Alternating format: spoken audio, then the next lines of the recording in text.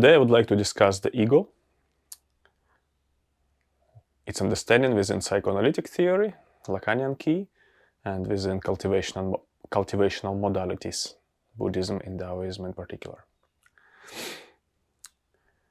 So we can understand how to work with this formation and how to make it manageable, and so that we can achieve our goals wherever they may be, in terms of cultivation, in terms of development, in terms of practice. So first thing to do is to differentiate the human being from animal being. And the main difference is obviously that human beings are not quite ready to face the world, as opposed to animal beings. Animals born, and they don't require so long in terms of nurture. They can already do basic things: walk, stand, eat food by themselves, etc. They still rely on their parents to provide for them, but for quite a short time, really, in comparison with humans. Human beings are quite incapable upon birth. Nothing is really there, not even capacity to sit down, not even to turn over or to crawl. It all comes slowly over time. So we can say in this regard that human beings are premature at birth. Premature at birth.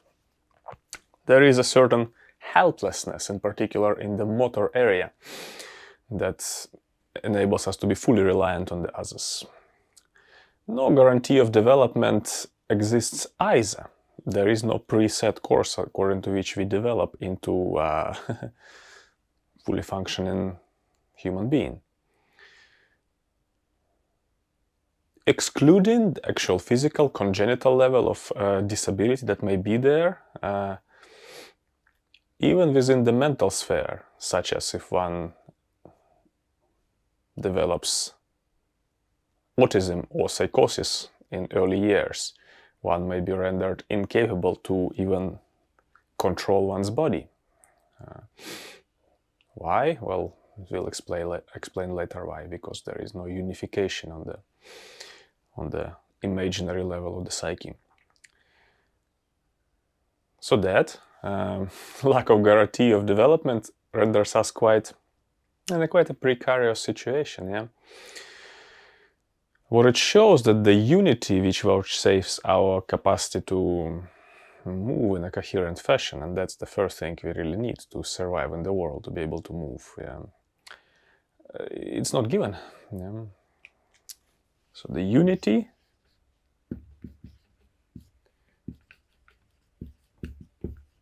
must be constructed. And it really, this construction process has to do with the ego. This happens, according to Lacanian theory, during the mirror stage of development, which takes place from 6 to 18 months, as in human infant. It is whereby an infant assumes the image in a reflective surface, whether it's a mirror or whatever, or within the other, the mirroring caregiver, for oneself.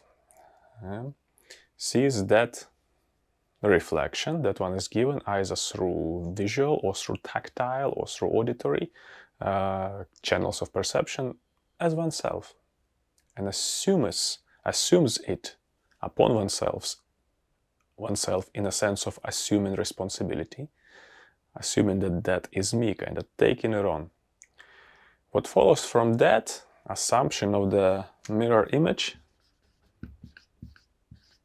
or specular image, like I said, not necessarily has to do with visual channel of perception, because certain people are born blind, they still can develop ego, still can develop this motor control based on unity.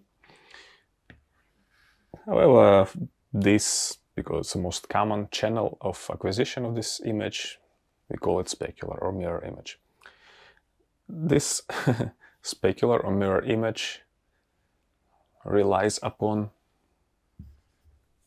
acquisition.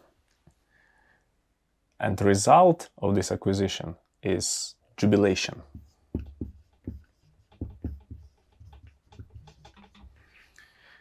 Why jubilation? Because before the perception of the body by an nascent subject, by a child, is fragmented, it's chaotic, it's a mesh of varied, disparate intensities which are disorganized, not centered. What the specular image does, it organizes the intensities into totality. And that's major. The mirror specular image has a totalizing quality on the inchoate mass of bodily intensities.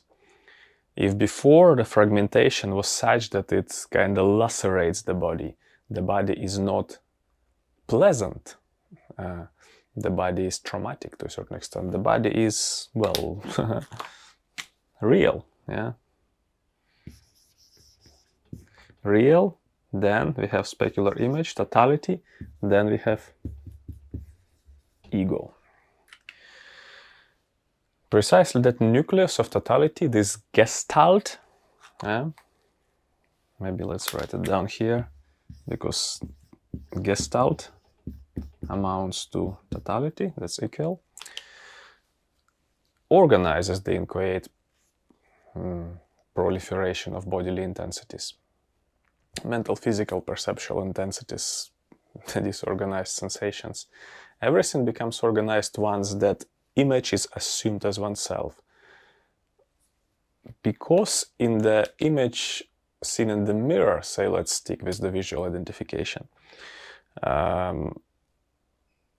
it's kind of the first time when we see ourselves whole. Otherwise, how can we see ourselves? We can see the parts of the body, arm, leg, whatever.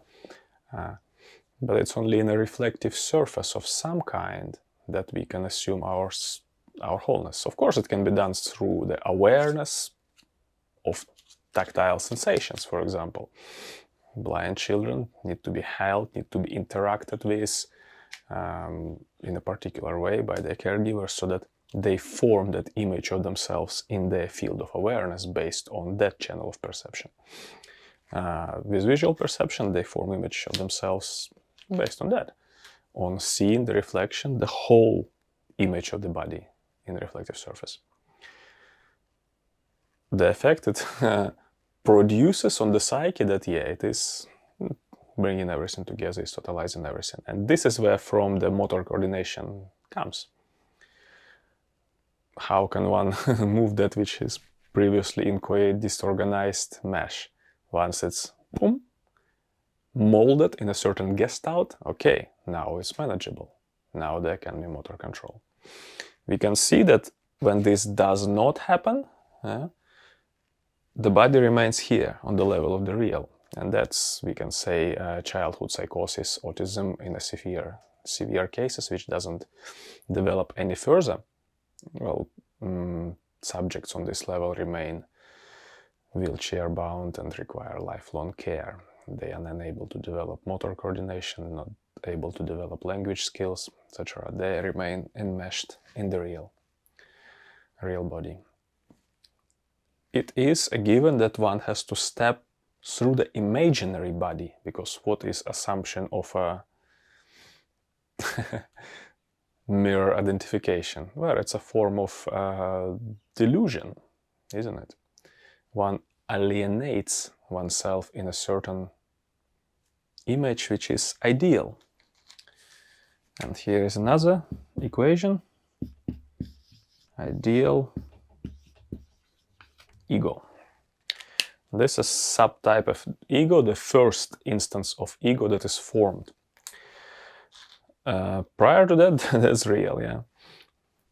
After that, we start forming ego as an ideal, as a gestalt which empowers one. Seeing oneself in the mirror, one projects onto that image one's wish to master this body, one's wish for unity, one's wish for becoming whatever, capable, fit, strong, beautiful, like like my parents, like whatever, like my siblings, etc. This image is then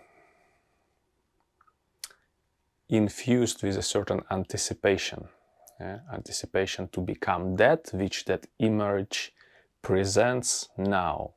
Yeah.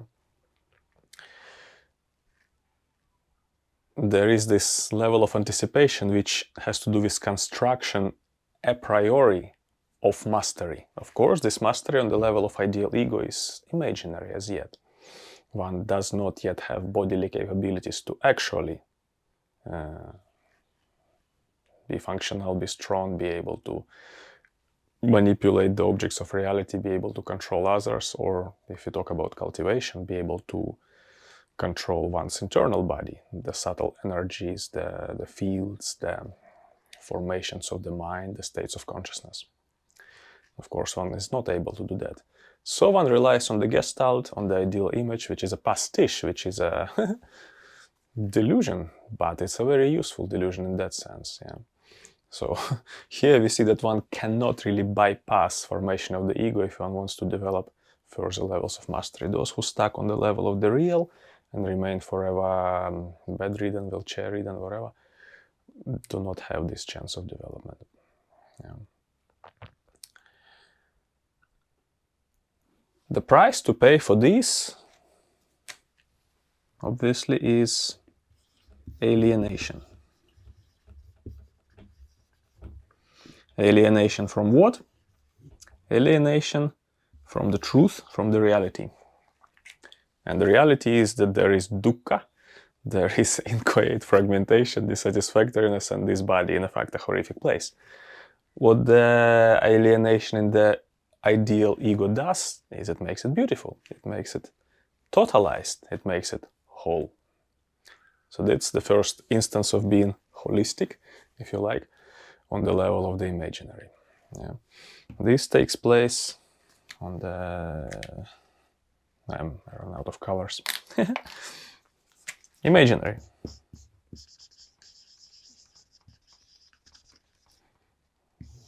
Imaginary level. So ideal ego has to do with the imaginary, first of all. So in order to fulfill this identification, one incorporates various traits that one might see in the way other looks at one, in the way one sees things in the cartoons, in the games, in others, in siblings, etc. All the things that confirm one's capacity, one's I don't know, I guess self-mastery on the imaginary level. Self-mastery. Yeah. So the ideal ego is inevitably taken from the other. It is the other who gives the imago, gives the gestalt. Later, the other also affirms that gestalt. But let us look at how, on what basis ego is formed.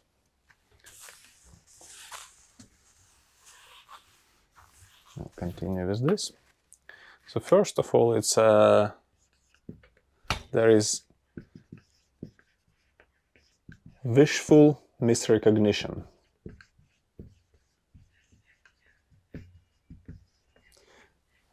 Méconnaissance, the way Jacques Lacan called it. Méconnaissance involves mistaking this image, this gestalt of unified and powerful being in reflective surface for oneself, for the real, obviously, isn't it? Perception is mistaken. One is in fact in real, still uncoordinated, devoid of mastery, devoid of strength. Devoid of capability. But on the level of the gestalt, the imaginary level, one is masterful, one is strong, one is fulfilled. Of course, that's a priori, and of course there is a wish wish there, which one still needs to work towards. Yeah. Follows from there is anticipated unity.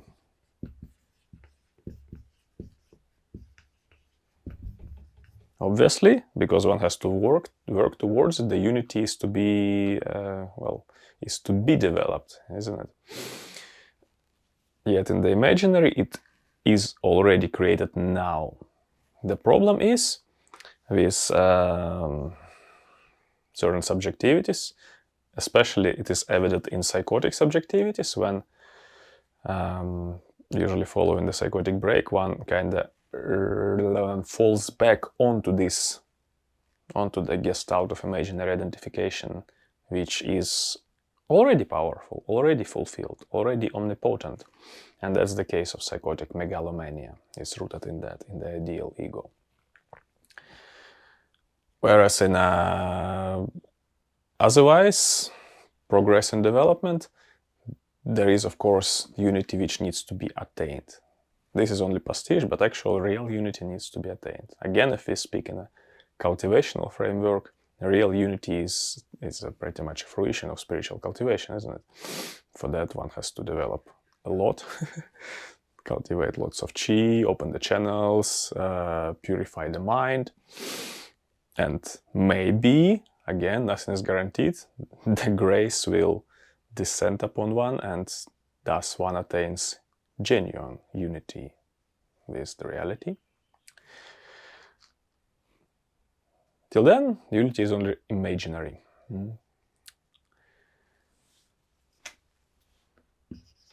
Another basis of ego is ignoring. And ignoring of that which doesn't fulfill the ideal. That which doesn't fulfill the ideal is ignored. That which directly opposes the ideal is expelled. However, that which supports the ideal is incorporated.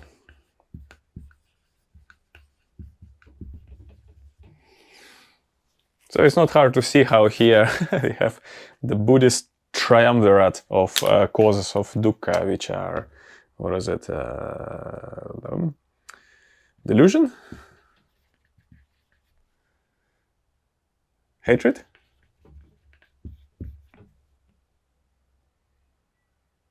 what is it, greed. That which is not fulfilling the ideal, ignored. We say delusion because, well, delusion is rooted here actually. Wishful misrecognition of that totality for actuality. Actuality is dukkha, but what one recognizes is pleasure. That totality, one also should say that it's a pleasurable totality. In comparison with displeasurable, inchoate intensities of the real, totality given by the gestalt of ideal ego is pleasurable. Yeah.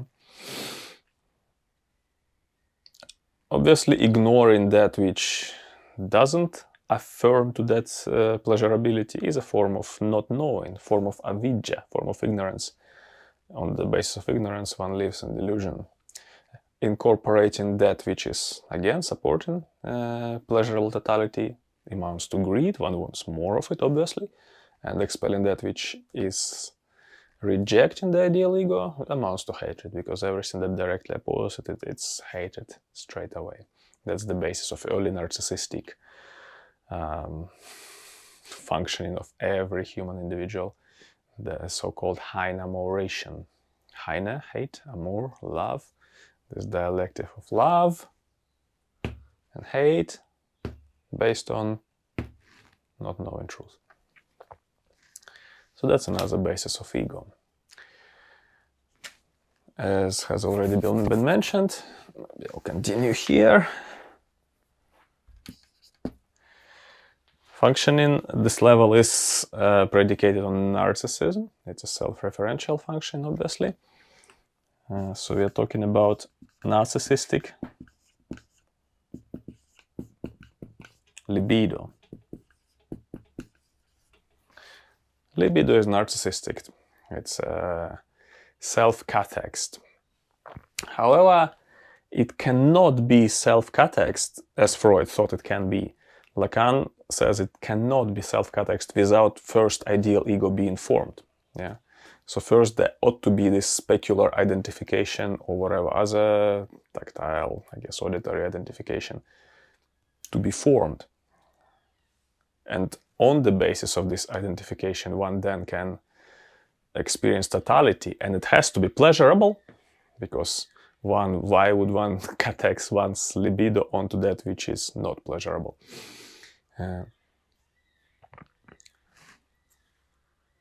Obviously, libido catexes on that. Another basis,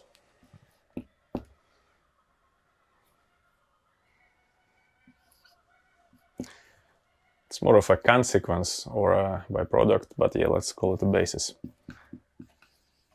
Siblings rivalry, provided one has siblings, or a sort of a peers rivalry, if one is in the whatever preschool education kind of situation.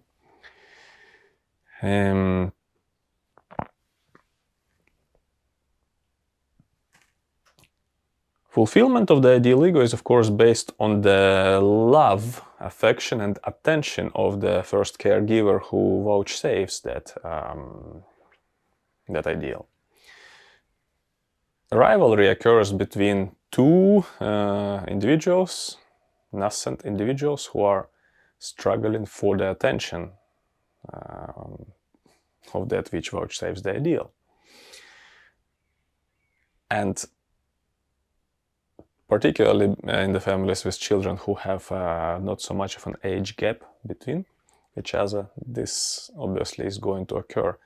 It is on the basis of this kind of pressure which is put upon an innocent subject to kind of fight for attention of the paternal other, that the ego is forged, the ego is formed.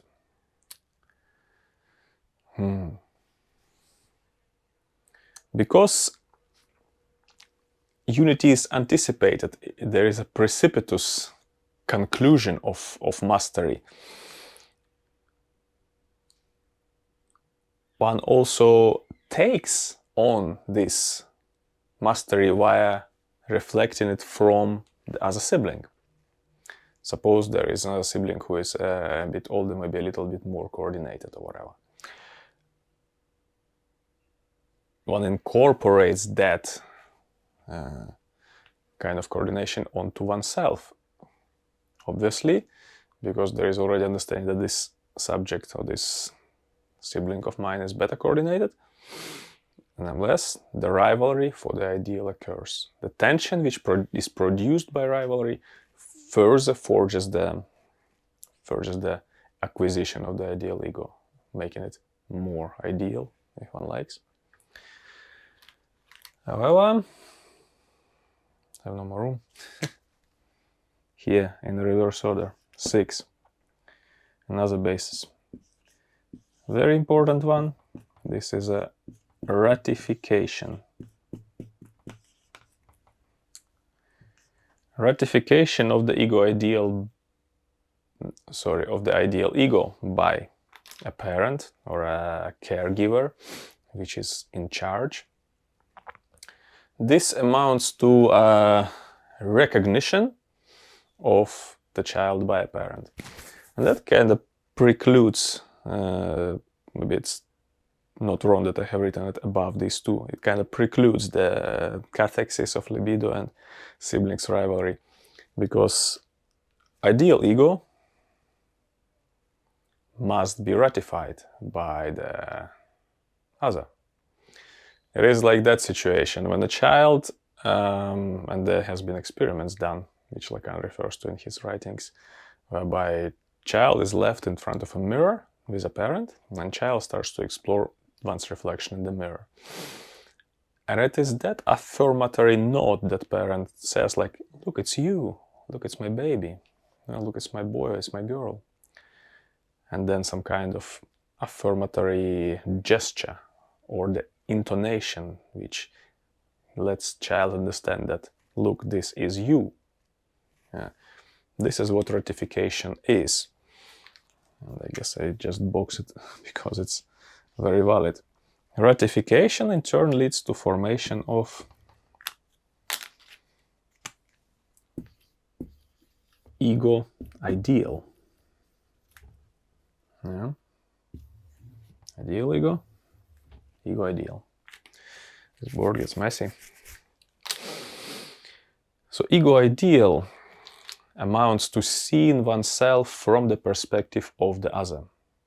Because that moment when one's image in the mirror is affirmed by the other, the child takes on the stance of the other and looks at oneself from that stance of the other.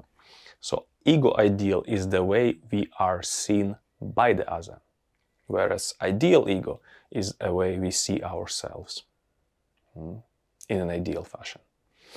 Ego ideal is the ideal way others see us. It's a way by which others sees us such that it affirms us. Yeah?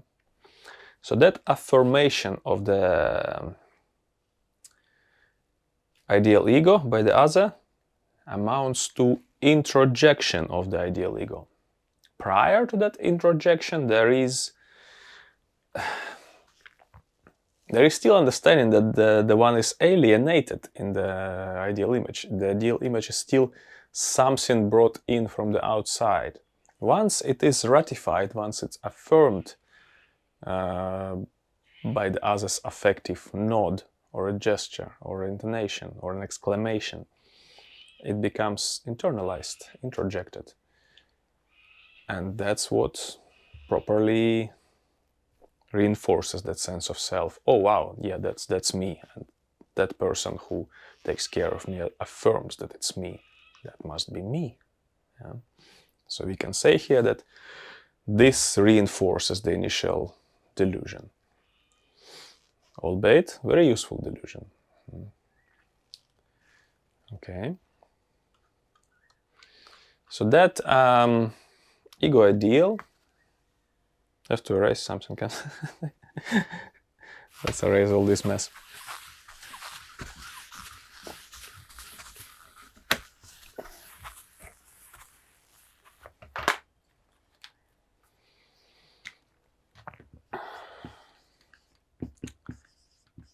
Ego ideal is a, you don't know what it means, doesn't it? Is a master signifier which sits at the very core of the symbolic order. It guarantees a coherence of the symbolic order.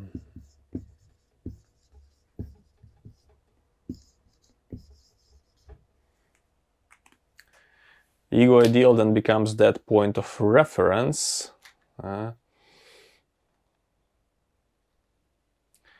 which one measures oneself from. It's not quite yet name of the father, if you're familiar with that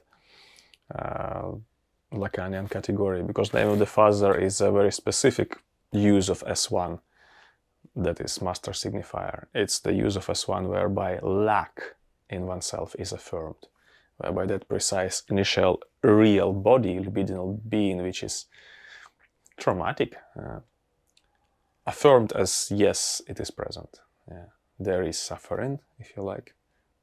That's the first affirmation of the Buddhist teaching, and the first master signifier of the Buddhist teaching, that there is suffering, that body is not as ideal as you used to think. And everybody who has gone through the process of formation of the ego thinks that body is ideal at first, that it's pleasurable, yeah, that can guarantee lasting happiness. But the master signifier, that is name of the father, affirms that that's not so. Yeah. And then it differentiates on the basis of this assumption between neurotic and psychotic and perverted other subjectivities. Because neurotic is someone for whom this lack is affirmed. Yeah. Yet the fantasy that this lack can be fulfilled in the other still exists, but it's a different subject. Let us look at the ego at that. at that stage for now. Yeah. So the approving gaze of the other in form of ego ideal amounts to the recognition of oneself as me. This is me. That plethora of bodily sensations which are experienced as total, totalizing, as whole, is me. That is ratified. That is established now, isn't it? So what it does, it wards off the dukkha of fragmentation once more. Yeah. It was interesting, like when this affirmation does not occur, or this ratification does not occur. For example, in the myth of Narcissus, the actual Greek myth on the Narcissus, so that extremely beautiful youth who gets enchanted with oneself, falls in love with oneself, after having rejected proposition of love by someone else, and that someone else kind of curses him, may he experience unrequited love.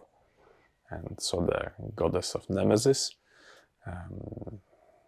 does so, and then Narcissus sees one's reflection in the lake. Here's the example of reflective surface which existed before invention of mirrors, and just falls in love with it and gets completely fascinated, lost in it, to the point that cannot any longer move, do anything, and just dies of starvation there. Died of unrequited love to oneself. So here you can kind of see that this image that the Narcissus falls for has not been ratified, has not been shown that this is you, and has not been introjected. It is still out there. It has not been taken in. When it is taken in, we can say that the ego is almost fulfilled. Because what is ego? Again, it is obviously ideal ego.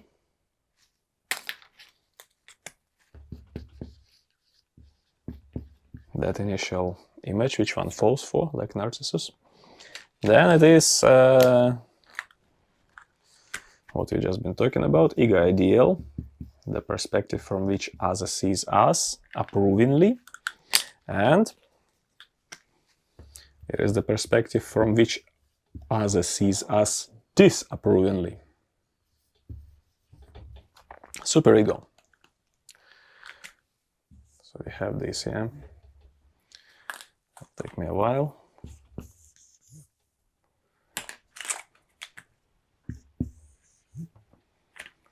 Obviously, these two come together, sort of thing.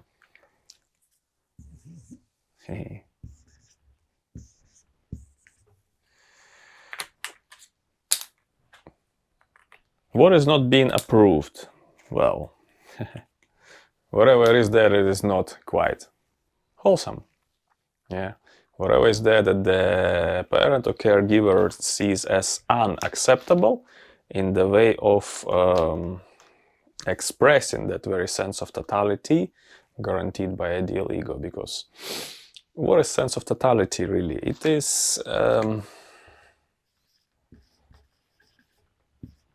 form of sensuality.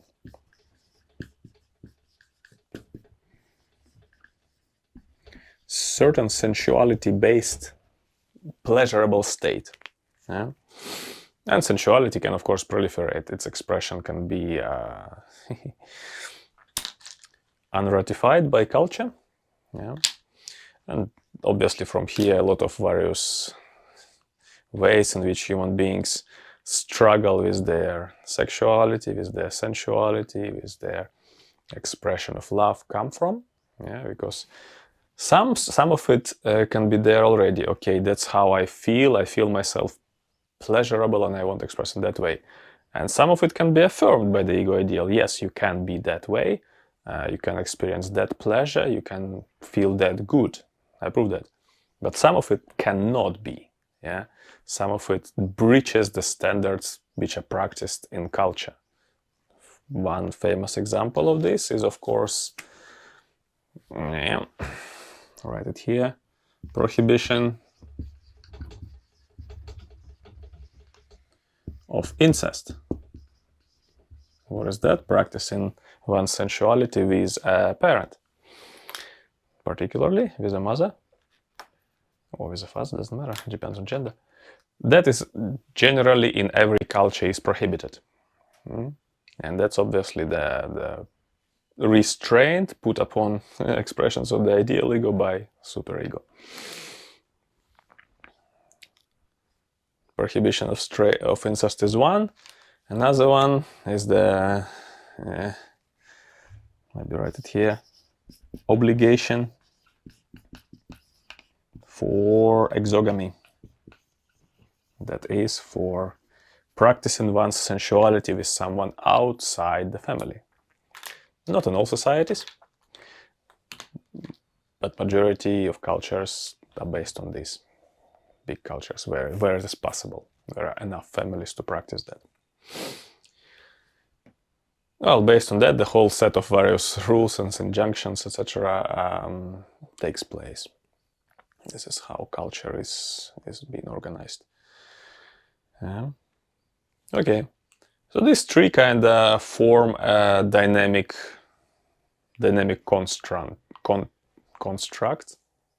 constant. Ideal ego wants to express a sense of totality, and this is where the most of the pleasurable sense of oneself comes from. Ego ideal is whereby that pleasurability is ratified by the other. Superego is that which prohibits aspects of that pleasurability which are not permissible within the culture. Let us look at a couple more bases of the ego. Maybe let's write all of them down here so that they're not lost. We already looked at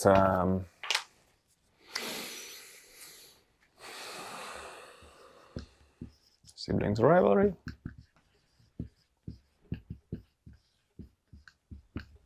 We also looked at, what was it?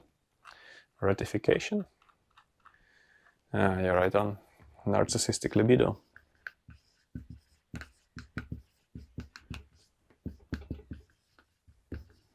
And most importantly, we looked at ratification by the other, which leads to formation of ego ideal. That is a kind of master signifier as one at the basis of symbolic order. Another base of the ego is intrusion or intrusion complex.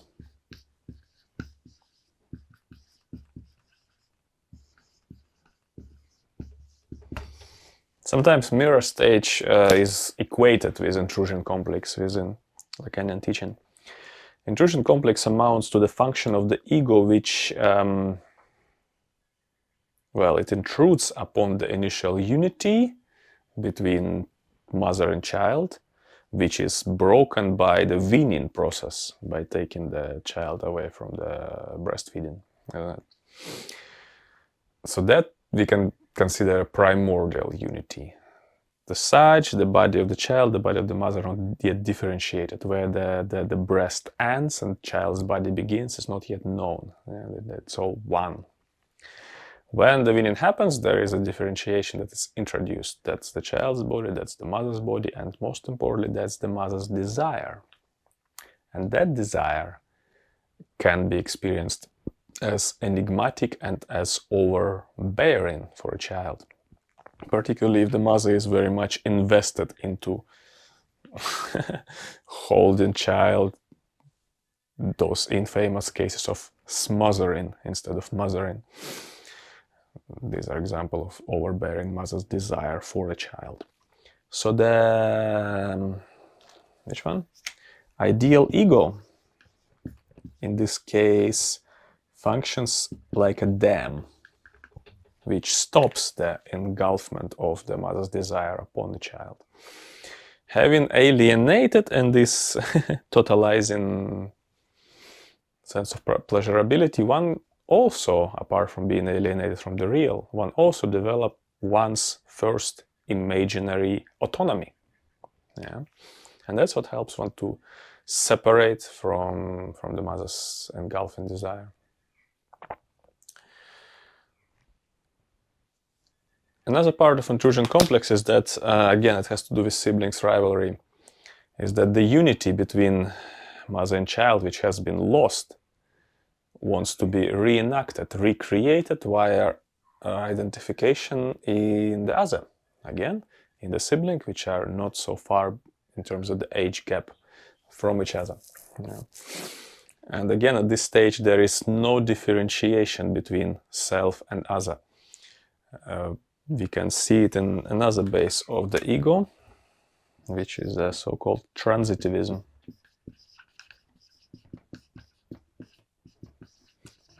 Transitivism is whereby one's body and the other's body are the same, so to speak. One's being and the other's being are the same. Children may see the other child fall and cry as if experiencing their pain, or they may hit another child and say that the other child hit me, because for them that child is the same as me. The otherness is not yet established as such. Again, this pressure of rivalry, of this primordial confusion of self and other, is what pushes one to develop a sense of self. Here, a certain jealousy is developed in the way how other embodies that very ideal that one strives to embody oneself. On the basis of jealousy and rivalry, differentiation occurs. This kind of very basic, primordial, carnal sort of differentiation on the basis of domination, on the basis of submission or whatever. Those aspects which are, which Lacan considered quite primordial, which comes from the energetic expression of this particular being in comparison to that other particular being. In this way of clash on the formative years, and whoever works with children knows that they can be, apart from nice and cute, quite vicious as well, because nothing really yet stops that outburst of aggression towards the other. Knows that the clashes there are quite real and unrefined, and that goes on. It continues into the school years, whatever. People are really nascent, subjects are really the most vicious. The school years tend to be the most traumatic for a lot of people, because that unrefined jealousy, aggression, love on the basis of, well, not yet formed identity, not yet formed understanding of what is correct, what is wholesome, what is unwholesome. There is just that drive to experience as much pleasure as one can on the basis of the ideal ego, and to be ratified in that way of expression by some kind of authoritative other, and to try not to be caught in doing something unwholesome by the critiquing other. That's pretty much the dynamic in which people go through formative years, all the way pretty much till the high school, or for some even further than that, because certain people really cling to their ego, isn't it?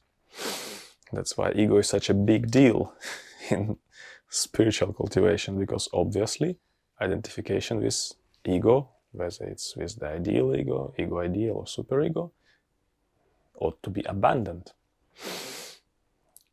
And reliance on something else must be exercised. Reliance on discernment, wisdom, mindfulness, and non-reliance on the image of totality.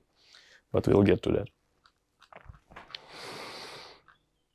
So, with all this as basis of ego, we have misrecognition at first, anticipated unity. One wants to be that ideal. One ignores, expels, incorporates phenomena which don't fulfill or do fulfill that ideal. One constantly in a rivalry, in a clash with others to, again, sort of separate oneself as self from the other, investing that libido upon oneself, and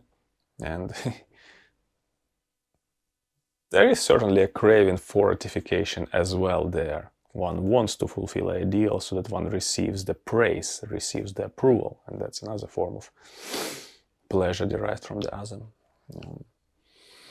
Apart from that, ideal ego wards off maternal jouissance, maternal drive placed upon the subject. As we know, within the, again, acute cases of psychosis, this does not happen because ideal ego to a certain extent is not formed and there is nothing to, and in cases of severe autism as well, there is nothing to ward off the influx of mother's jouissance. That's why beings in case of autism, especially like very severe ones with the incapacitation of movement, or in psychosis, cannot do anything, because they're engulfed in that very demand of invading maternal jouissance, as well as invading intensities of the real. Those two are both together.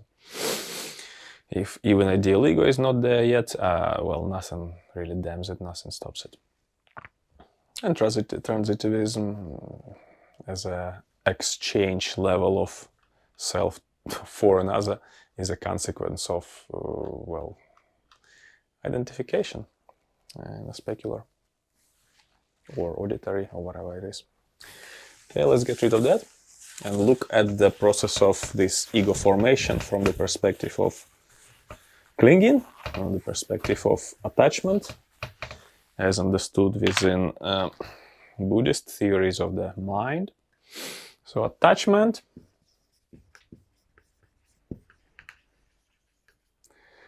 Padana in Pali, one of the links of dependent origination and obviously one of the causative elements of suffering, can be of four kinds.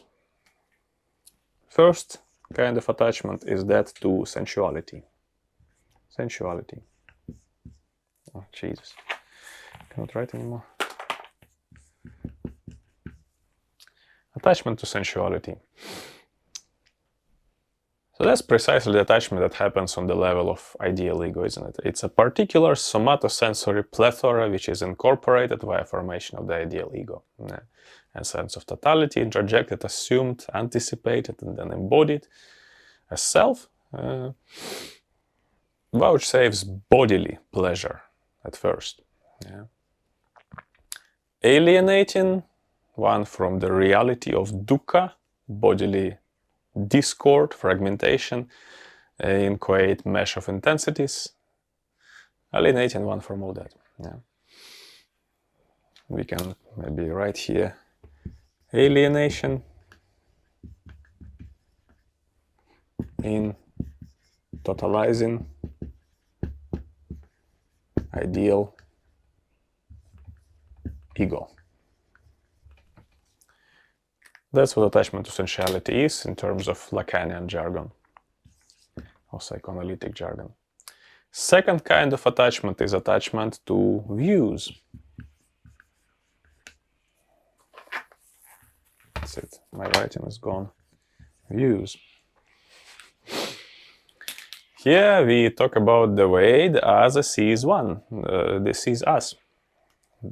When the child's image in the mirror is ratified by the other, that's the form of view, isn't it? One is seen by the other. And that view is again introjected. So that's the aspect of ego ideal, which ratifies the ideal ego within oneself. We can say that views is a ratification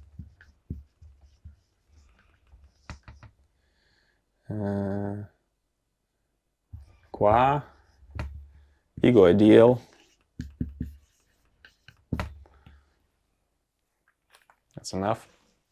So on the basis of this ratification of oneself, one then incorporates that which supports both ideal ego in the way the other sees and demands one to be, incorporation of various elements of the symbolic, such as concepts, creeds, methods, professions. All of that will be incorporated from the other of language and culture in order to continue in the process of becoming bhava, another outflow causative to suffering, becoming as self, becoming as someone. Set of views that one clings to as from the perspective of being seen by the other, from the perspective of ego ideal, reinforced by various modalities incorporated from the other, become the basis of attachment. Third base of attachment is rules and rituals. Rituals, yeah, just as relevant as they were before, really. We talk about like Brahmanic India, where rituals were everything within Hinduism. Within religious societies, they are as well these days. But in terms of the psychoanalytic rendering of this, we talk about adherence to selective adherence to the planes of symbolic order in which sustain the views ratified by the other, and warding off the unsupported views of self and the modes of behavior which are not supported, be it that which has to do with prohibition of incest or whatever, obligation of exogamy. Obviously, that which is prohibited by the superego needs to be adhered, and that forms the basis of clinging to rules of rituals prescribed. So we can say here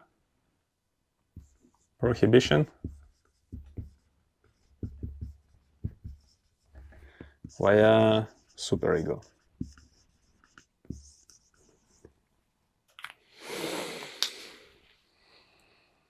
Not only prohibition is there, but also fulfillment of the demands of the other.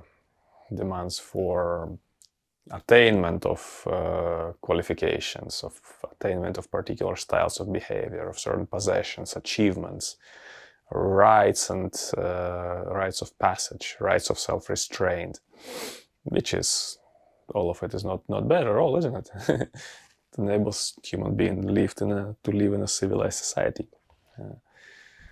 And cooperate with others. But from the cultivation perspective, it is flawed because it's still dependent on the other, because it draws upon the other's praise or tries to avoid the other's disrepute. Yeah. Praise as per ego ideal, disrepute as per superego. Because superego, remember, is always a controlling kind of sadistic register of the ego, which continuously self-punishes in this internal voice, which self-punishes for doing this, not doing that, whatever. You know. So, fourth basis of attachment is doctrines of self.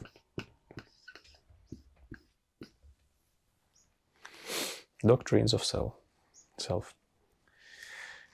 This is a kind of crystallization, solidification of this pleasure-producing bodily state as per ideal ego, and mentally congruent state of adherence to certain views of oneself and views of the world as per ego ideal, as well as to particular modes of behavior, modes of worship, modes of doing business, whatever it is, pertaining to superego, and injunctions, demands of the other.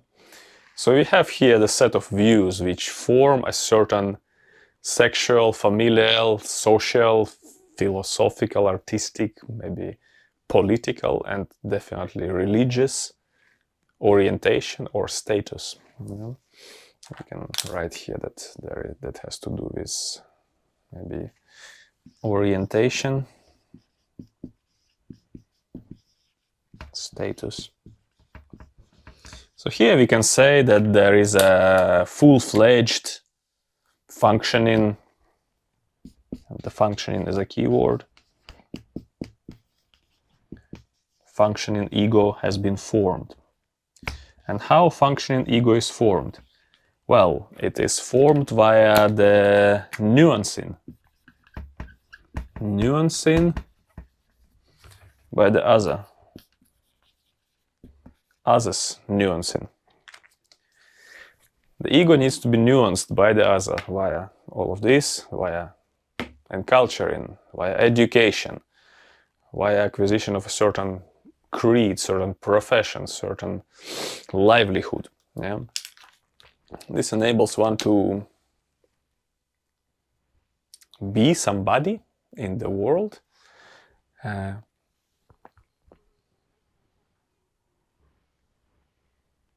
Functioning ego is ego capable of flexible exchange within itself.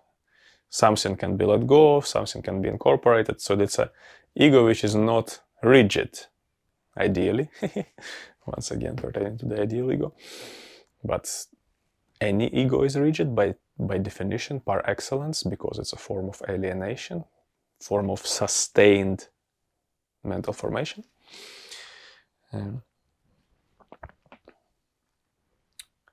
Yet functioning ego is something that can maybe at least temporarily overcome that rigidity and bend around things so that the subject can fit into the world, can fulfill the demands of society, so to speak.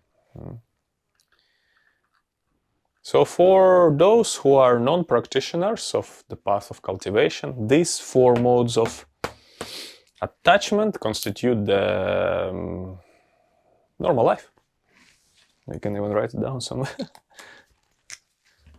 It's a normal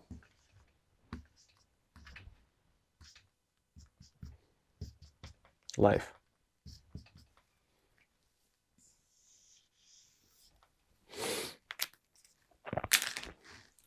One follows to these modes of attachment, cultivates oneself, makes it as pliable as possible, acquires things, abandons things, lives in the world. Yeah. For those who live in the world, this is the way of being, obviously. And it is also necessary for those who want to cultivate connection to the divine, perhaps experience of the spirit and maybe unification, mastery within the spiritual practice. Why is it so? Well, before self is formed,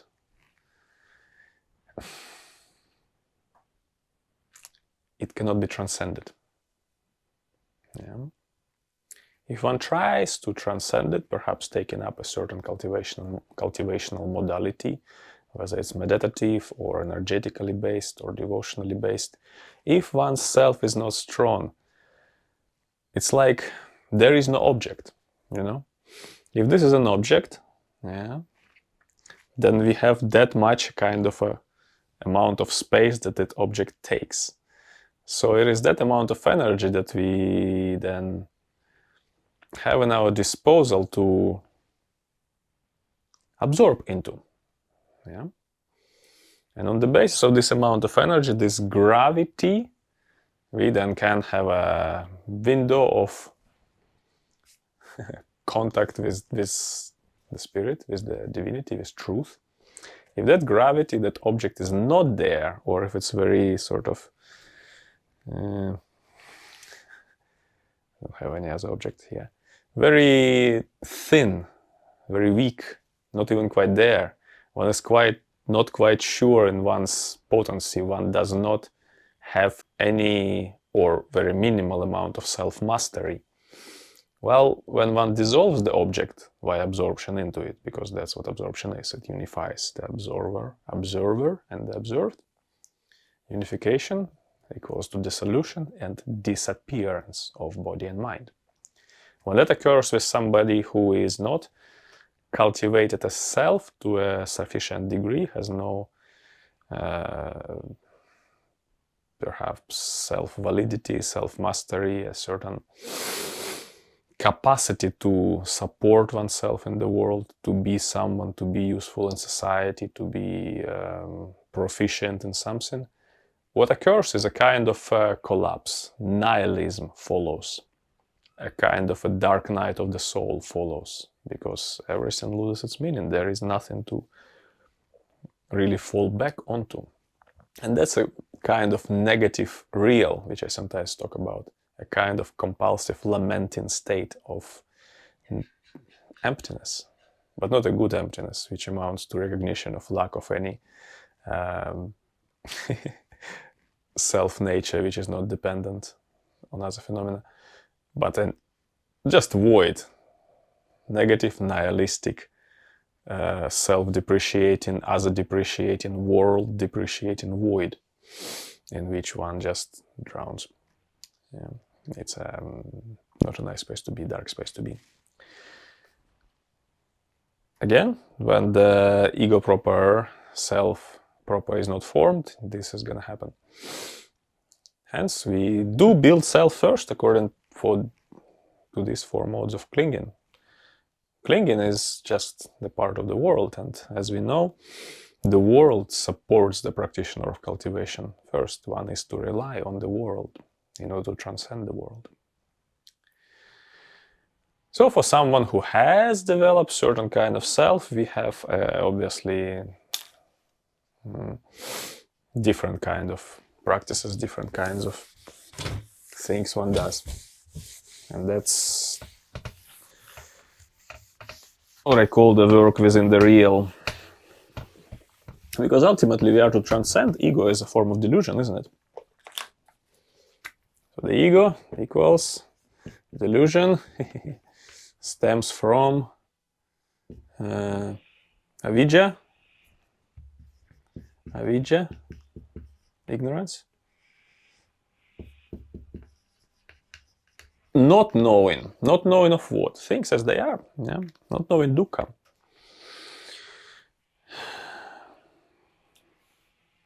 Not knowing the dukkha, not knowing the cause of dukkha, not knowing the cessation of dukkha, and not knowing the path. And this amounts to ignorance, and this amounts to wrong understanding. So we can say here that the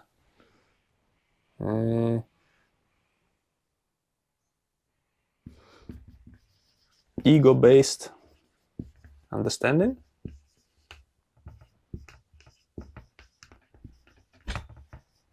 or knowing equals miccaditi or wrong understanding, wrong view. Diti is view. Why? Because ego-based understanding is the understanding based on Sakaya Diti.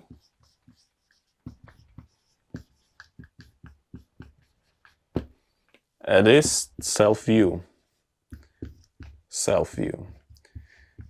Any view based on a self-view, once again, equals wrong view. Why? Well, because ego is based on misrecognition, misrecognizance, based on delusion, based on not knowing the truth, based on ignoring, pushing away the truth, expelling the truth, expelling the real of dukkha. So obviously no correct view can be formed on the basis of ego. Even on the basis of well-nuanced ego, ego which went through the process of enculturing, education, acquired good manners, good etiquette, maybe profound philosophical knowledge, not necessarily profound, but some degree of. No profound comes from just ego and just culture. Profound comes from looking within and seeing the truth, seeing the real. So this is the reason why ego needs to be worked with by real means. So we can say, okay.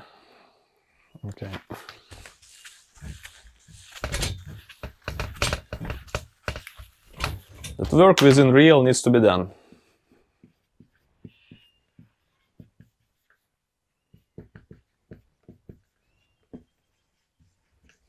Work within the real needs to be done, and that work amounts to cultivation. Modalities of this work are, for example, Well, let's follow from this previously articulated theory. The modalities of sensuality, which ego is based on, modalities of becoming, and that of ignorance. Remember, the four bases of attachment are the consecutive process of becoming. It's a kind of a causation chain, which is, of course, ignorance should be the first one, but usually classically it's stated in this order. The three main asavas, the outflows of which preclude dukkha, causative to dukkha. Sensuality, becoming, and ignorance needs to be overcome via practice. So what we do? We return our perception to initial fragmentation of the body. That which has been there before we have assumed alienating identity within the ideal ego, before that alienated identity has been ratified by the other, before we have started following various rites and rituals and form views, and eventually a self based on initial misrecognition. Before we are fully steeped into the world of this sort of a zero-level delusion, if one likes. Zero-level delusion is a neurotic delusion in comparison to a full-fledged delusion, psychotic delusion. So sensuality, becoming, and ignorance are countered via knowing dukkha.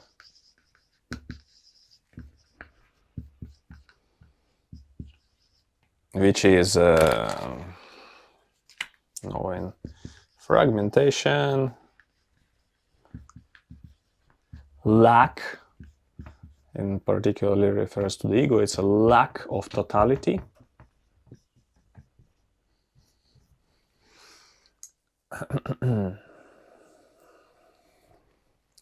Then we can talk about other kinds of dukkha. Classically, it's what? Being separated from what one likes, being unified with what one dislikes, not getting what one wants, not having one's wishes fulfilled, and entire mass of pain, sorrow, lamentation, grief, and despair, which, in short, are attachments to five bases of existence, five aggregates of existence, namely body, feelings, perceptions, mental formations, and consciousness. That's a classic definition of dukkha.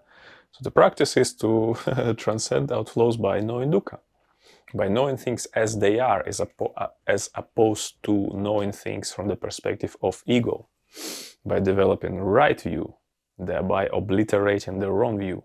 Wrong view is the view of the ego. Right view is the knowing of dukkha, at least in Buddhist framework. In terms of Taoist cultivational modalities, such as maybe energy work, we can speak about developing true mastery over the body. I wrote it in red. Mastery of the body.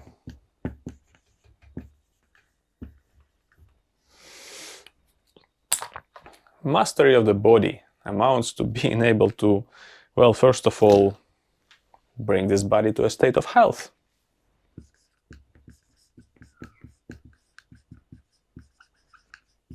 Attainment of health, cultivating health, sufficient chi, so that it's enough to produce enough blood to nourish the organs, to tonify all the processes of transformation and transportation within the body, metabolic exchanges, various exchanges between organs, various circulations of chi. Chi flows through the channels. Basically, chi of health, attainment of health, just being basically healthy. Yeah. Then we talk about something else. We talk about transcending death, becoming especially efficient, increasing efficiency. How it's done? Building more chi. Building more chi. More than that which is already there in a healthy, functioning body.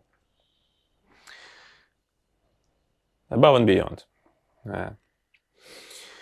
Forming the container within the lower abdomen, known as the Dantian field, where chi can be stored, cultivated, pressurized, and then pushed into the channels, resulting in opening the channels.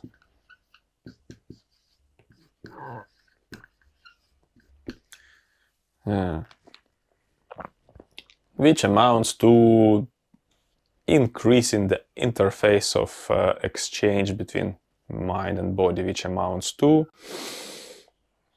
well, many things, channels.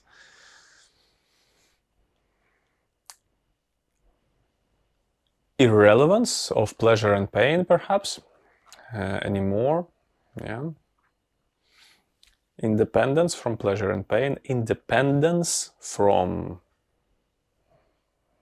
pleasure based on the assuming of the ideal, independence from pleasure based on affirmation, ratification of the other, independence from happiness based upon following rites and rituals, professions, views of self. So that's what the mastery of the body and energy amounts to, so that one develops a refuge which is not sustained by anything in the world, not dependent on the other. Of course, one depends on the other for teachings and for guiding one through the process, but one has to do this process oneself. And in that way, one is autonomous. No other can give one true mastery. The other can only give one fake mastery via ideal ego, or ego ideal, or a set of rules of rituals to follow, or a dogma, or a belonging to a group. It's all fake levels of mastery. The way they bind chi is immediately dissolves as soon as that dependence interrupted. But a genuine reliance of oneself, which pertain to mastery of the body, is that health, more chi, opening the channels, body work, energy work, non-reliance, self-generation of abundance of energy. Then mental development.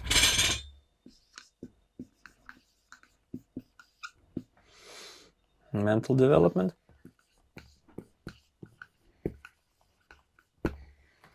So here we are talking about cultivation of wholesome qualities, wholesome states of mind, such as states of pure attention, mindfulness, devoid of in mixing of various kinds of intentionality, devoid of, where is that? As already erased, view of self. Yeah? So we practice things like vipassana.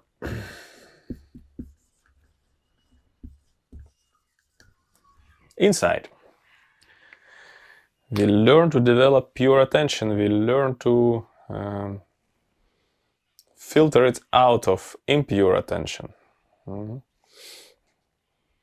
That is only possible through discernment, and vipassana is a form of that. It's a form of recognition of what is self, atta, that comes from here, what is that, the ego, on the basis of these four foundations: discernment of the body, of the feelings, of the formations of the mind, which ego is a part of, is a formation of the mind, and various dhammas, various other formations, various other phenomena. These are being discerned on the basis of vipassana, such that one knows what is what.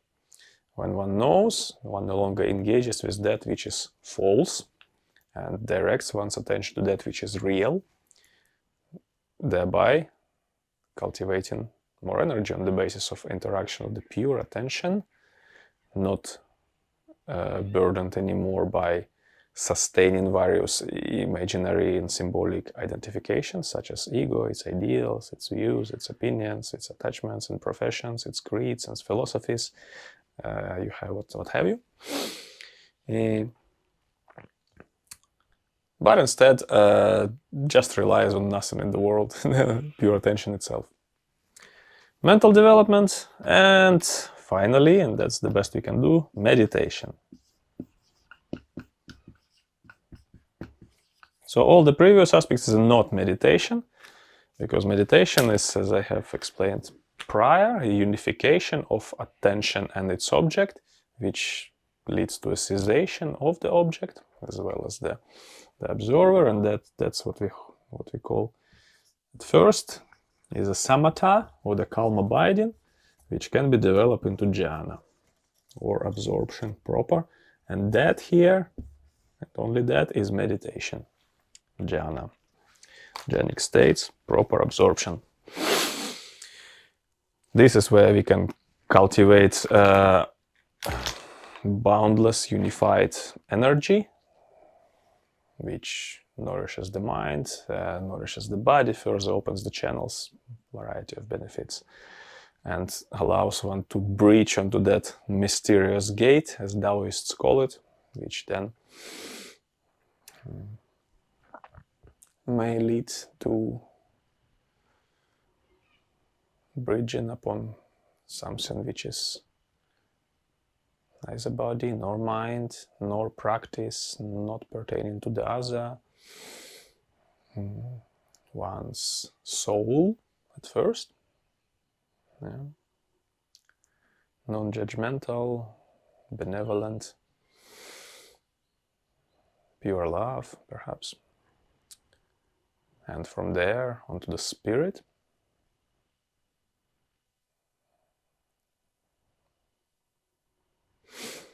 Unified energy. Even that term is inadequate. We can't really define spirit. And yeah, that's the cultivational modality. It is important to understand that this is done on the basis of the ego. There's no ego, it can be done. Yeah. One cannot transcend that which one cannot master. First, that needs to be mastered. Then it can be worked with via the real. Then the initial outflows which cause all this suffering can be worked with via knowing suffering directly and via mastering the body, if one practices these two Buddhist and Taoist modalities of cultivation together via these steps. Yeah. Of course, Buddhist paths can do without it, and they very well do without building Qi and doing Qigong and opening the channels. They just do through the mind, development of the mind, meditation, and then following from here, channels open, more Qi is generated, and the mind is purified. It's just a roundabout way, or whatever. However, that's the sequence. One does not abandon ego. That's really impossible. It remains the psychic structure which is there. One understands it correctly. Samma ditti as opposed to miccha ditti, right view as opposed to wrong view. One sees the ego as a formation, as one of the sankhara, fabricated things. We fabricate it through the other, through alienation in the other's image and desire, through fulfilling the other's demand, through hunting for others' affection, through following the others' views of ourselves, through playing alone, following the rites and rituals of passage developed in the cultures, in the careers. But then on the basis of that, if we want to touch upon something else, transcended, and we do spiritual practice, we do the work of cultivation. Yeah. Well, that suffices to say in terms of the ego. There is way more of these lectures on psychoanalytic theory in conjunction with Buddhist and Taoist cultivational modalities available. Well, thank you.